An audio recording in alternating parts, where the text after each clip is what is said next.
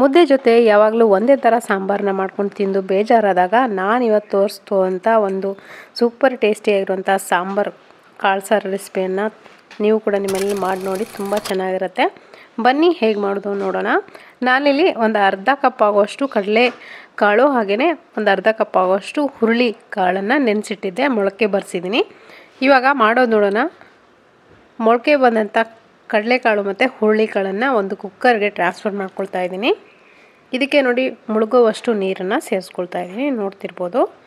ಇವಾಗ cooker ಲಿಡ್ಡನ್ನು close ಮಾಡಿ ಒಂದು 4 ವಿಷಲ್ ಕೂಗಿಸಿ, ಅಥವಾ 4 ವಿಷಲ್ಗೆ ನಿಮಗೆ ಆಗಲಿಲ್ಲ ಅಂದರೆ ಒಂದು 5 ವಿಷಲ್ ಕೂಗಿಸ್ಬೋದು, ಆವಾಗ ಸಾಫ್ಟಾಗಿ ಬಂದಿರುತ್ತೆ.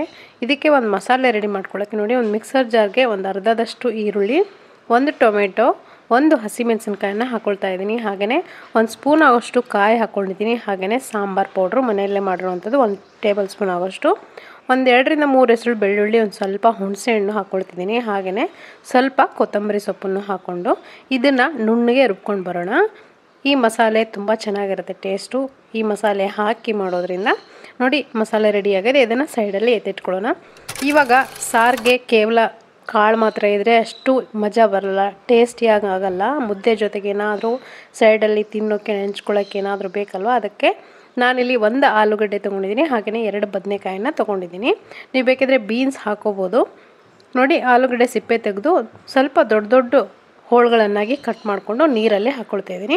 ಹಾಗೆ ಬದನೆಕಾಯಿ ಕೂಡ ಅಷ್ಟೇ ಸ್ವಲ್ಪ ದೊಡ್ಡ ದೊಡ್ಡ ಸೈಜಲ್ಲೇ ಕಟ್ ಮಾಡಿಕೊಂಡು ನೀರಲ್ಲಿ ವಾಶ್ ಮಾಡಿಕೊಂಡು ಇಟ್ಕೊಂಡಿದ್ದೀನಿ, ನೋಡ್ತಿರ್ಬೋದು. ಇವಾಗ ಒಂದು 4 ರಿಂದ 5 ವಿಷಲ್ ಕೂಗಿಸ್ಕೊಂಡಿದ್ದೀನಿ.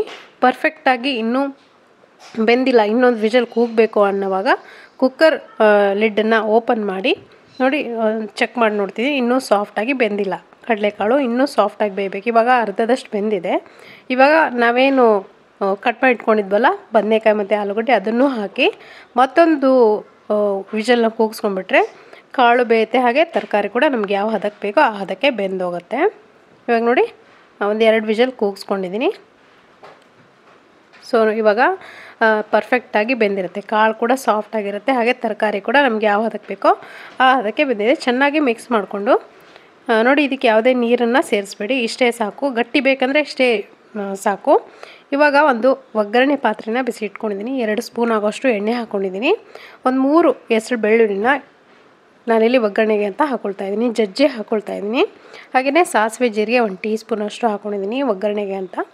ಹಾಗೆಯೇ ಕರಿಬೇವಿನ ಸೊಪ್ಪು, ಒಂದು ಅರ್ಧದಷ್ಟು ಈರುಳ್ಳಿ ಕೂಡ ಹಾಕ್ಕೊಂಡಿದ್ದೀನಿ. ಹಾಕ್ಕೊಂಡು ಚೆನ್ನಾಗಿ ಫ್ರೈ ಮಾಡ್ಕೊಳ್ಳಿ. ಈರುಳ್ಳಿ ಪೂರ್ತಿಯಾಗಿ ಫ್ರೈ ಆಗೋವರೆಗೂ ಫ್ರೈ ಮಾಡಿಕೊಂಡ್ರೆ ಆಯಿತು. ಸ್ವಲ್ಪ ಕಲರ್ ಚೇಂಜ್ ಆಗಬೇಕು, ಅಲ್ಲಿವರೆಗೂ ಫ್ರೈ ಮಾಡ್ಕೊಂಡಾದ್ಮೇಲೆ ನಾವು ಇಟ್ಕೊಂಡಂಥ ಕಾಳು ಮತ್ತು ತರಕಾರಿ ಏನಿದೆ ಅದನ್ನು ಸೇರಿಸ್ಕೊಳ್ತಾ ಇದ್ದೀನಿ ಡೈರೆಕ್ಟಾಗಿ.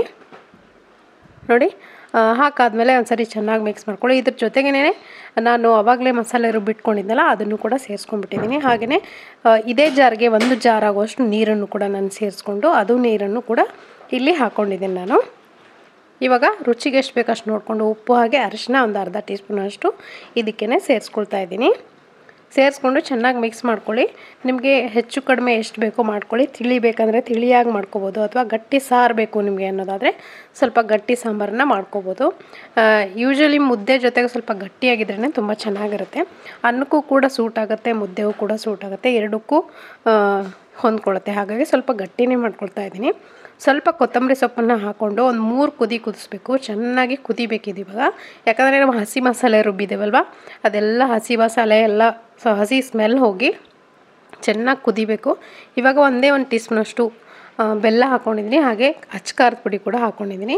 ಅಚ್ಕಾರದ ಪುಡಿ ಬೇಕಿದ್ರೆ ಹಾಕ್ಕೊಳ್ಳಿ, ಇಲ್ಲಾಂದರೆ ಅದ್ರ ಬದಲಿಗೆ ಹಸಿಮೆಣಸಿನ್ಕಾಯಿಯನ್ನು ಕೂಡ ನೀವು ಕಟ್ ಮಾಡ್ಕೊಂಡು ಹಾಕೋಬೋದು ಒಗ್ಗರಣೆಗೆ. ನೋಡಿ ಚೆನ್ನಾಗಿ ಮಿಕ್ಸ್ ಮಾಡಿಕೊಂಡು ಎಲ್ಲ ಮಸಾಲೆ ಹೊಂದೋವರೆಗೂ ಮುಚ್ಚಳ ಮುಚ್ಚಿ 1-2 ಕುದಿಯಕ್ಕೆ ಬಿಡಿ. ಅಷ್ಟರಲ್ಲಿ ನೋಡಿ ನಾನಿಲ್ಲಿ ಒಂದು ಚಕ್ಕೆ ಮತ್ತು ಲವಂಗ ಇವೆರಡನ್ನು ನುಣ್ಣಗೆ ಪೌಡ್ರ್ ಮಾಡ್ಕೊಂಡು ಇಟ್ಕೊಂಡಿದ್ದೀನಿ, ಹುರ್ಕೊಂಡು. ಹಾಗೆ ಹಸಿದು ಕೂಡ ನೀವು ಜಜ್ಕೊಂಡು ಇಟ್ಕೋಬೋದು, ಅಂದರೆ ಪೌಡ್ರ್ ಮಾಡ್ಕೊಂಡು ಇಟ್ಕೋಬೋದು. ಕೇವಲ ಚಕ್ಕೆ ಮತ್ತು ಲವಂಗ, ಒಂದು ಅರ್ಧ ಇಂಚಿನಷ್ಟು ಚಕ್ಕೆ, 1-2 ರಿಂದ 3 ಲವಂಗ, ಇಷ್ಟು ಮಾತ್ರ ಸಾಕು. ಈ ಪೌಡ್ರನ್ನ ಹಾಕ್ಕೊಂಡು ಒಂದು ಕುದಿಸಿದ್ರೆ ಸಾಕು. ರುಚಿಯಾದಂಥ ಕಡಲೆಕಾಳು ಹುರುಳಿಕಾಳು ಸಾರು ರೆಡಿ ಆಗುತ್ತೆ.